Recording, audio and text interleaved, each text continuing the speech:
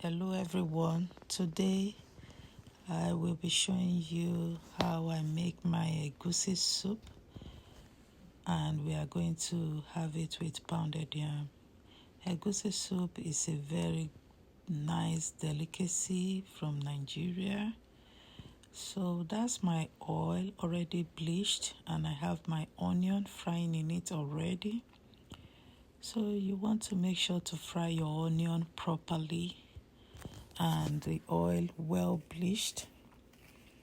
So I already have my egusi soup on the side, my egusi on the side. I just mix it and I'm cutting it into the bleached oil.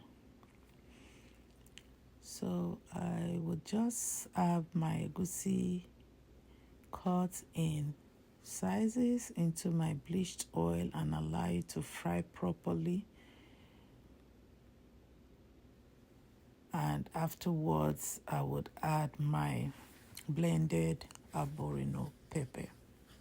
And the reason why my blended pepper will go in afterwards is because I already have it boiled.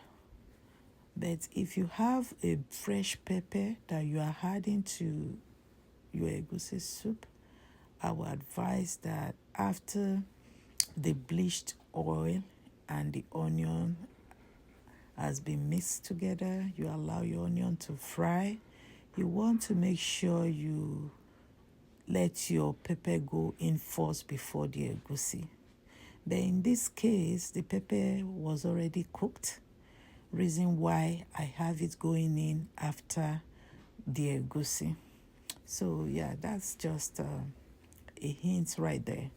So I'm just adding the water to it right now to be able to cook the egusi very well, allow it to be well cooked. So I'm just stirring it. I'm stirring together now and just to allow it to cook. At this point, you will notice that I've not added any spices at all. So now I'm adding my stockfish. My stockfish was soaked overnight. I washed it up this morning, cleaned it properly, and I boiled it as well with seasoning. Now I'm going to cover it up, allow the stockfish to cook with the egusi.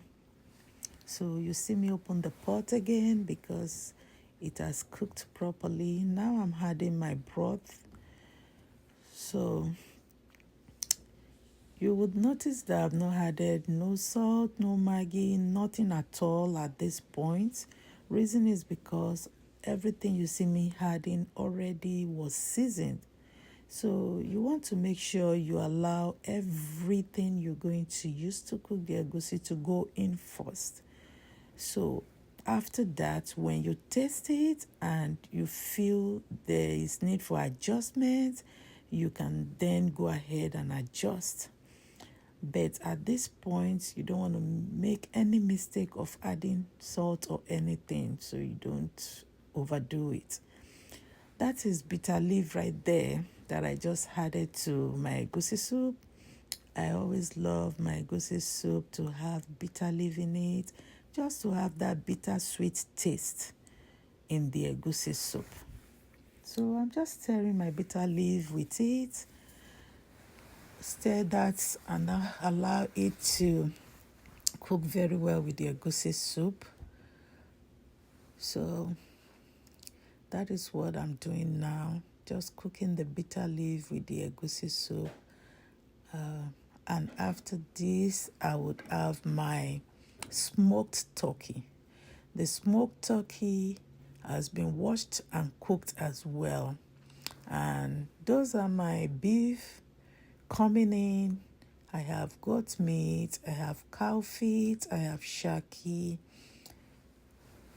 I'm mixing that together again right now. Allow them to cook with the egusi soup.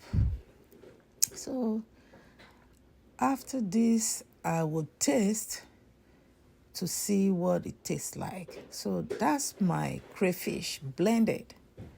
So I'm adding the blended crayfish to it. Egusi soup, you don't want to manage crayfish. You want to be very generous with your crayfish.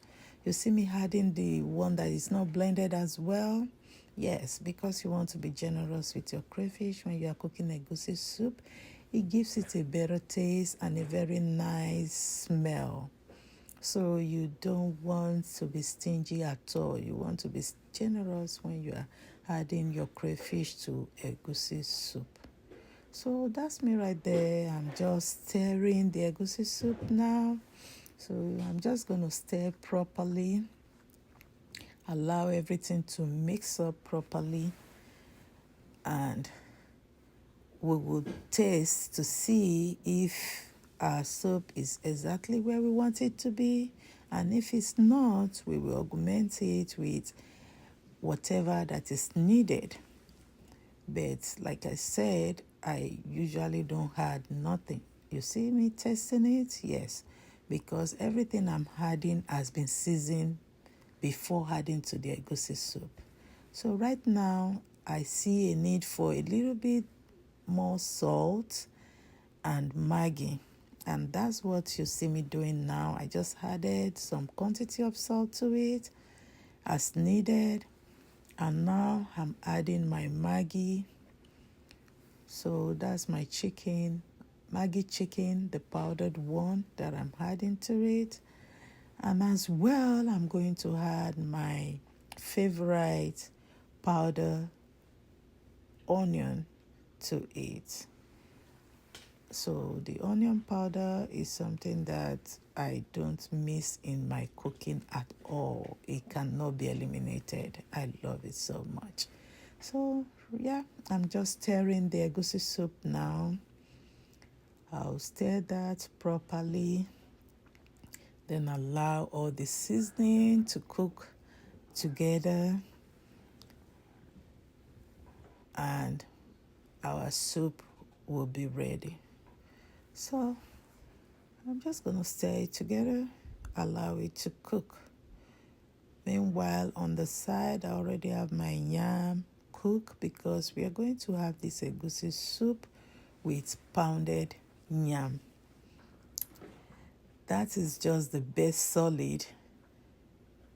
Most people go with. Some go with eba, which is cassava flour. But today, I would go with pounded yam.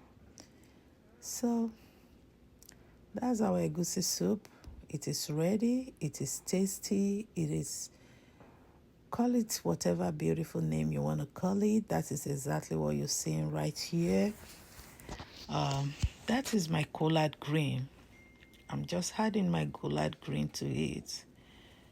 So while I'm doing all of this, my yam is cooking on the side that I would be using for the pounded yam.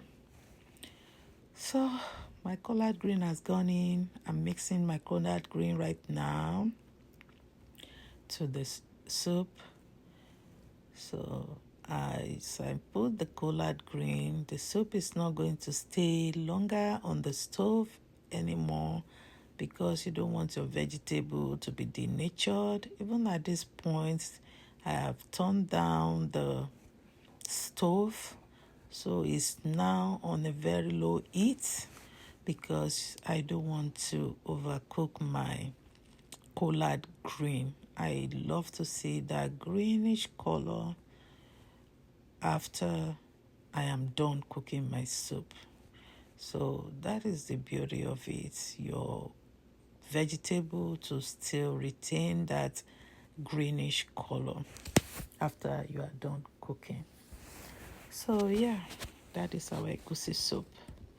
We are done adding everything that needed to be added, and our egusi soup is ready for us to eat. So that's the end result. As you can see, it is looking beautiful, looking yummy. If you would like to bring your plates, I would love to serve you. See you some other time. Love you. Bye-bye.